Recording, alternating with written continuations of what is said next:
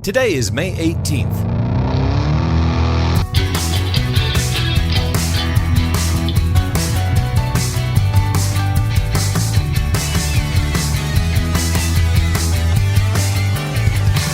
This is the On This Day podcast. On this day in 1980, Mount St. Helens erupts. Mount St. Helens, located in the state of Washington, has long been the most active volcano in the Pacific Northwest. Geologists have documented the volcano's 300,000-year history of eruptions of ash and lava flows. For more than 100 years, it's largely dormant until March 15, 1980, when a series of small earthquakes are detected around the mountain, an indication of magma movement. By the end of March, volcanologists with the United States Geological Survey, the USGS, are convinced an eruption is imminent. On April 17th, a bulge is detected on the mountain's north side. This is an indication that an eruption could be a lateral blast, blasting out the side of the mountain rather than out of the top of the summit. One of the volcanologists who believes it will be a lateral blast is David Johnston. He's part of the USGS team monitoring the volcano in these preceding months. Johnston, geologist Don Swanson, and others use lasers to measure the growth of the bulge and determine that the bulge is growing up to 8 feet a day. They convinced local officials to close the area around Mount St. Helens to the public indefinitely in these weeks leading up to the blast. And they hold their ground, despite pressure to reopen the area. The area is a popular tourist destination, particularly Spirit Lake on the north side of Mount St. Helens. The lake is home to Boy and Girl Scout camps, YMCA camps, and Mount St. Helens Lodge, run by owner and caretaker Harry R. Truman. Truman buys the Mount St. Helens Lodge in 1928. He operates the lodge ever since. In the months leading up to the eruption, he's urged on numerous occasions to leave the area for his own good. But Truman steadfastly remains, disregarding any concern for his safety. If the mountain goes, I'm going with it, he says. But the mountain, he says, it's a mile away. It ain't going to hurt me. Truman becomes a bit of a local legend for his defiant stance in the shadow of the bulging mountain. At 8:32 a.m. on this day in 1980, a 5.1 magnitude earthquake shakes the ground underneath Mount St. Helens. The quake sets off a landslide, and the entire north slope of the volcano slides away, exposing the core of the volcano, triggering the massive and devastating eruption. The tremendous boom of the eruption is heard hundreds of miles away. Steam, ash, and rock explode out of the gaping north face.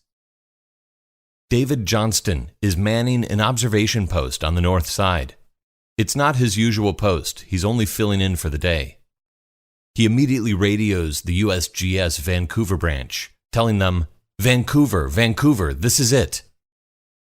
Before he can finish his transmission, his observation post, 6 miles north of the volcano, is enveloped by the landslide and pyroclastic flow of fast-moving rock and hot gases from the lateral blast.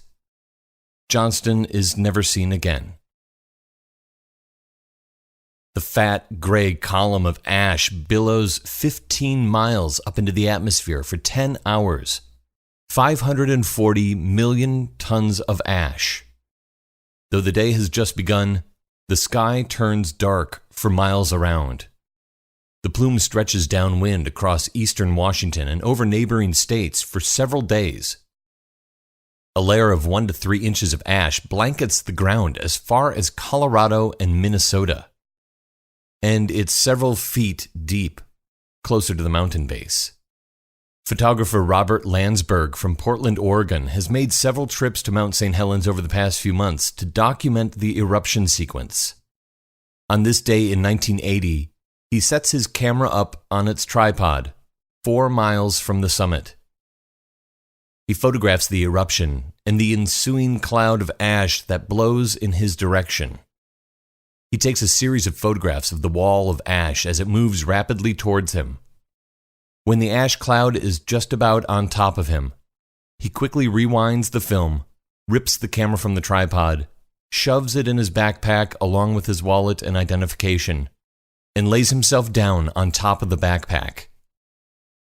Landsberg and his backpack are found 17 days later, buried in the ash.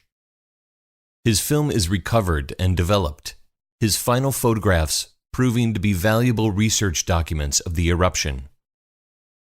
Trees are blown down as far as the eye can see. The blast zone is 23 miles across by 19 miles long.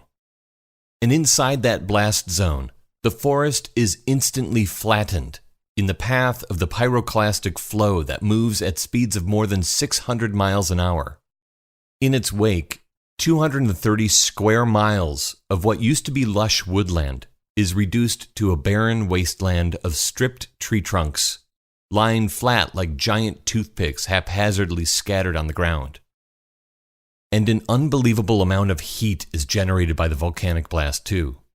It melts the dashboard of a truck 8 miles to the north, the 2 campers inside the truck perishing in the blast. The landslide and debris avalanche caused by the eruption temporarily displaces the water from Spirit Lake on the north side of Mount St. Helens. The water is forced 850 feet up the mountain slope. When the water comes back down the mountain and fills the lake again, but now at a higher elevation, the water brings with it thousands upon thousands of pyrolyzed trees.